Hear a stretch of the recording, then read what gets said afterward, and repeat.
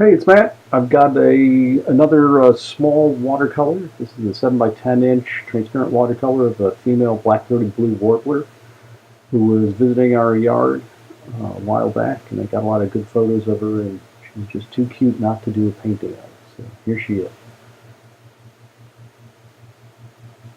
I started with the wet on wet wash, so I saturated the paper with water, which should help it go over smoothly. I used some cerulean with a tiny bit of phthalo. And then I tossed in some greens. I wanted to give this almost like a airbrushy, very out of focus background color. Um, and so here I am putting in some little bit darker shadows. I added some reds to the green that I was using to desaturate it, make it a little darker. And again, putting in some of those shadow areas that should make this look convincing and out of focus. And all on wet paper, so it really all blends together well. As you do these, I first get it off the background to keep that white, and sometimes you get little puddles, and so I was pulling those off with a little bit of tissue paper. And now I'm starting to put in a little bit of detail for where the branches will go later. Did it with the hair dryer, using kind of a purple color for the branch just to put it in. You can see on the left that I've got the photo reference that I'm using. And so now I'm just putting in middle ground, which has some things that are a little less out of focus than the background. They're not going to have a lot of detail, but it should provide middle ground that'll transition from our highly detailed foreground into the back, which is really soft and out of focus. So kind of a transition tends to build some good depth and work you through the painting well, keep your eye moving around.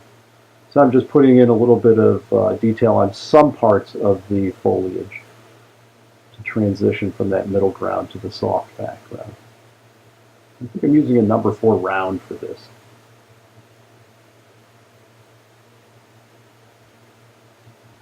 And again, that frisket's going to keep the paper white, and I don't have to worry. I can work quickly, building in the background, and have all those colors established, and then peel that off later when I'm ready to, when I'm satisfied with the background and want to get started on the foreground. And again, I'm putting some of the middle ground things in, just trying to work in. Once I've finished, I peeled the frisket, and here I'm transferring the sketch of the foreground onto the white of the paper. And my goal at this point is cover the paper. I want to get as much of that filled in as possible quickly so I can start building detail and have the overall tones of the painting working together. Convincing. I don't want to have a lot of white on there that I'm working against. I think most of this was again with a number 2 or a number 4 round sable brush. I'm working pretty quickly in these first passes, just kind of getting more pigment on the page. And again, many passes, that helps make it look convincing and builds detail as those things overlap.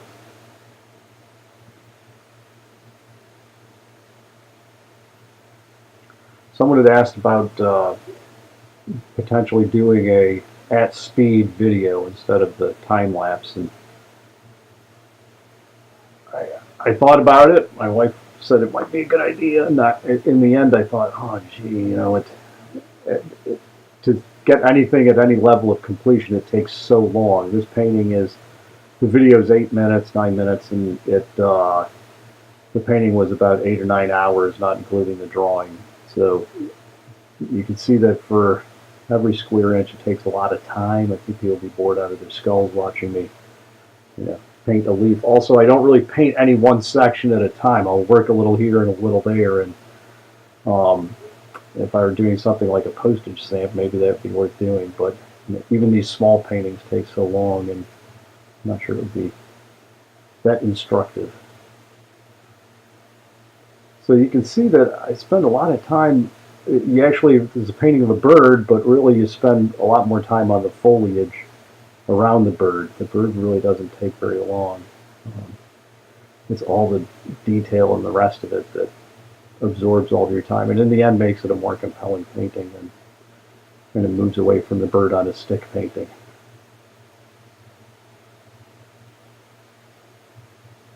Again, I'm glazing in a lot of detail, and by glazing, I'm taking, light coats of paint. You can see how, many transparent layers start building a depth to it as I go. You can see on the right, I'm using a butcher's tray as a palette. And my palettes kind of get dirty as I go, but that isn't really a problem. You end up mixing a lot of greens that you can pull a little from there, a little from here as it blends into the different colors. Maybe a little more next to blue in that, and a little more browny in another area. But in the end, it makes a pretty convincing set of colors as you work around that palette. You can see I'm putting a lot of orange into the branches, kind of orangey browns. That'll separate it from the greens, give it a little color contrast. But it'll help make it pop as it goes.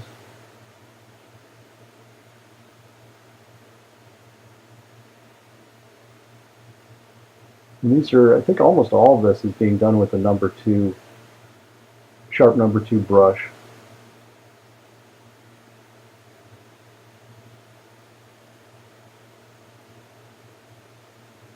And I find myself working on different sections of the painting at a time. I'll pick away at the leaves for a while, and then I'll work on the branches, and then work on the bird. And it may seem haphazard as far as what you're doing at any one time, but the advantage of that is that you're building the painting in completion. You're working on all of it, bringing it to a similar level of detail, which I think helps. Here I'm using a 10-aught brush, and I was working under the magnifier. The advantage of growing older is that you have more experience painting. The disadvantage is that your eyes kind of get lousy. So I was using the magnifier to give me better look at the detail. And again, this is only a 10 by 7 inch painting, so it's small. And so for some of those, the magnifier lets me get away with the little details around the eye and the toenails and things like that. So I use the cheater here and there to get into those little details. So if you get a lousy view, I kind of needed the good view on this one. And this part of the painting, you're really working small details. You'd think it would go quickly, but it's all those little fussy details take a lot of time. They're kind of fun though, because it's the only way to get that detail is really sweat it out and put the time in. So here I'm mostly crisping up edges. I'm trying to get little details sharp in places. I don't want to have everything super sharp, but I want to have that where it counts. I want to have a lot of sharp edges and detail. And in other places I want those things to kind of blend and roll back where you have it fading into the background. So good paintings typically have some soft edges and some hard edges, and that gives it some visual interest. Again, I get the good view. Sorry. But there's a lot going on in these, kind of plain-looking birds. The male birds are beautiful and colorful, but the females have all these subtleties that are almost harder to get. So that's the painting. Female black-throated blue warbler. Thanks for watching. Have a peek at the website or the blog.